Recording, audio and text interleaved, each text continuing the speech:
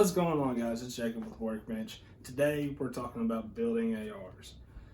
I got a few little pro tips and things that I've learned along the way. I say pro loosely, it is what it is. In hopes to help a new shooter or someone new to the sport who's thinking about building their first rifle. Alright, tip number one, when it comes to building a rifle, a lot of the times if you're building just a general purpose rifle, that's great, but I find that it's better to have a purpose for that rifle. Where's that rifle is going to spend its time at?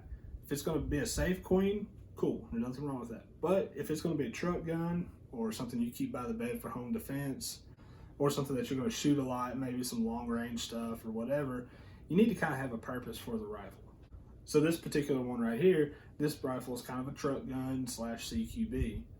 It spends most of its life in my vehicle. What it is a 7.5 inch barrel with like a 3-inch can on the end of it, a faux suppressor with a 9-inch handguard.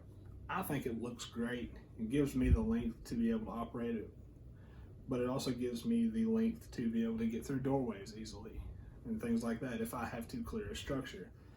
But you need to figure out a purpose-built rifle. General rifles are great. If you just have a rifle, throw a red dot on it, you can do whatever you need to with it. But what sets some rifles out from others are, they're purpose-built. The next thing that's going to help you decide on what your purpose is research. That's number 2 on my list. Research the shit out of whatever it is you're going to do.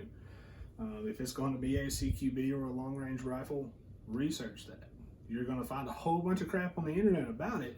But if you can weave through some of the idiots that are out there and find the good stuff, hopefully you can be headed in the right direction.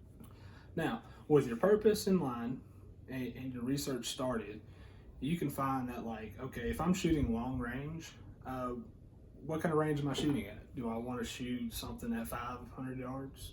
Maybe 5.56 isn't the answer for you. Maybe you need to upgrade to something a little bit bigger. Or maybe, I don't care, I'm going to shoot maybe 100 yards. Maybe you can go with a smaller barrel. 5.56 will be great. Or say this is a home defense gun. 5.56 may not be the best option for that either. You may look into a 9mm AR or 300 Blackout. Something that'll still have stopping power, but not over penetrate. All right, so now that you've determined the purpose, you've done some research on what exactly you want, now it's time to buy some parts, right? That's number 3. Number 3 on my list is there's a difference between good, there's a difference between cheap, and there's a difference between overpriced. So when I talk about the difference between, cheap, good, and overpriced, what I'm saying is, like, you can have something that's cheap, but it's not going to be very good.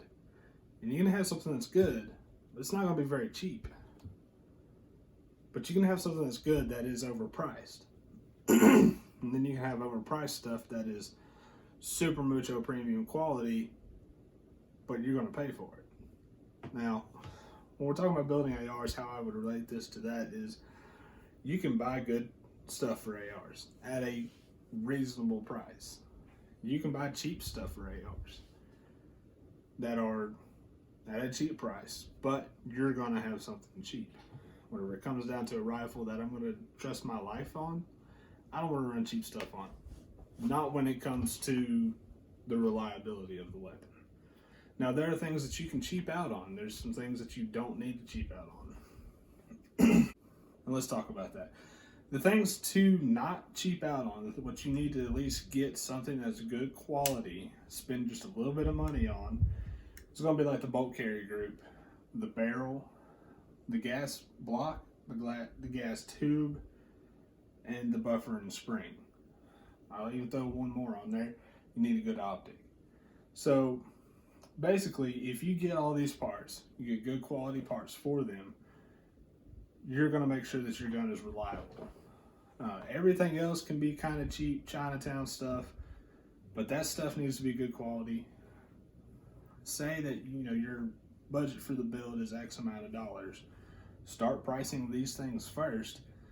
That way, whenever you get kind of towards the end of the budget, you get a little tight on money, like, oh, well, I can do an A2 grip until I can afford to do the Mucho Premium K2 Plus grip. Or I might not do Magpul sights. I may do some off-brand until I can afford to do that. But like I was saying about the optic, this is Vortex optic. It's a great optic. It does exactly what I need it to. And if it ever fails, or if it breaks, or if I'm just careless and I break it, I can send it back to Vortex. Lifetime warranty. They'll fix it or give me a new one. And frankly, that's worth the price of a good optic.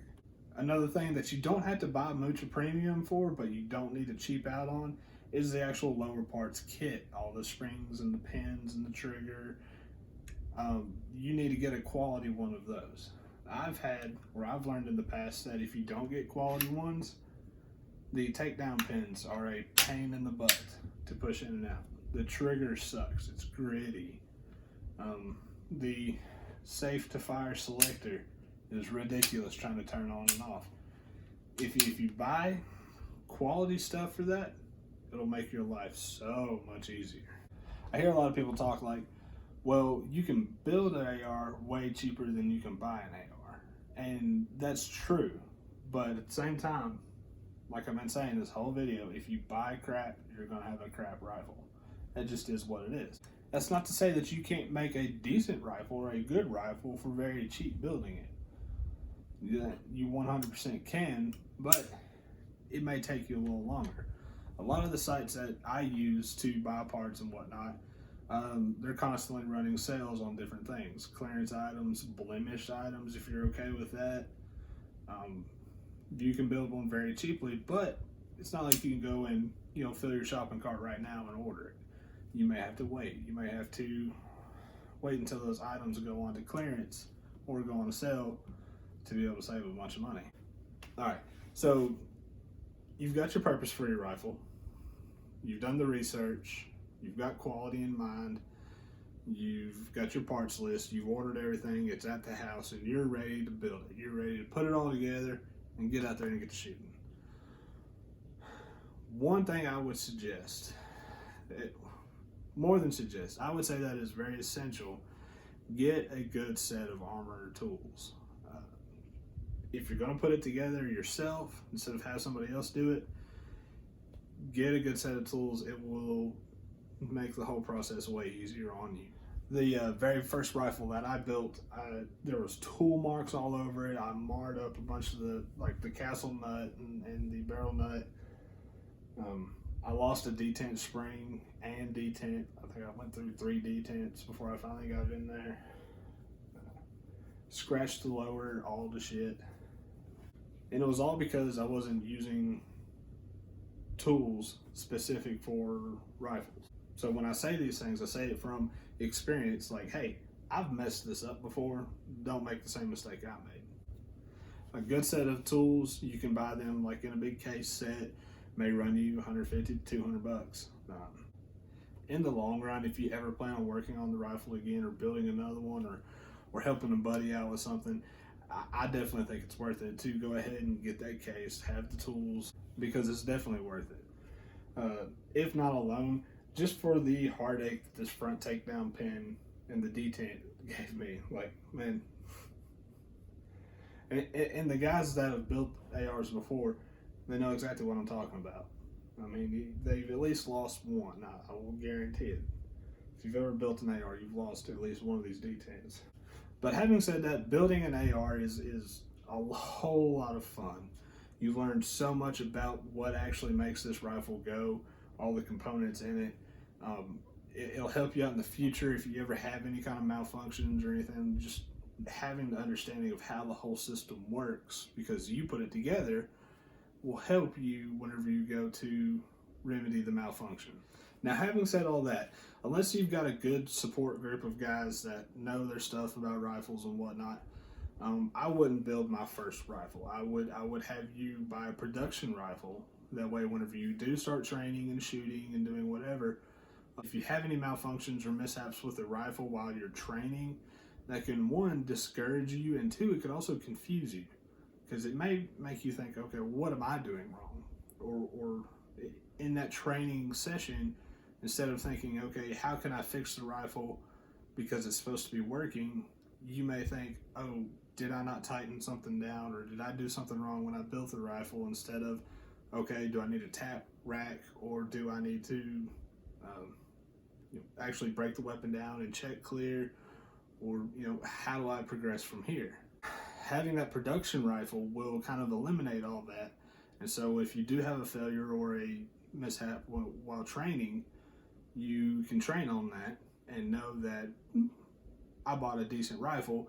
It's not the rifle. It's either something I did, something the magazine did, or something the ammo did. And to me, when you're training, I think that's key. To not have to think about, okay, what did I mess up on the rifle versus how do I fix this problem and how do I turn this into a real world situation to where if I'm under duress, how can I fix this? So with all that being said, if you've made it this far in the video, I appreciate you hanging in there. Go ahead and give me a like and a subscribe. If you found this video to be fun, enjoyable, or if you learned something from the video, let me know. Hit me up in the comments. Just let me know how I can do this better or how I can do it differently. I'm open to any y'all criticism as long as it's constructive. I hope to be doing some more videos like this in the future, kind of opinionated stuff along with the product reviews. Tomorrow I'll be shooting a video, not really about either, but it's going to be AR-15s versus AK-47s, shooter's preference versus what their specs are and how they operate in the field. It's going to be a lot of fun. I think you guys will enjoy that video. I know I will enjoy it. But until then, I'll see you guys next time. Y'all take care.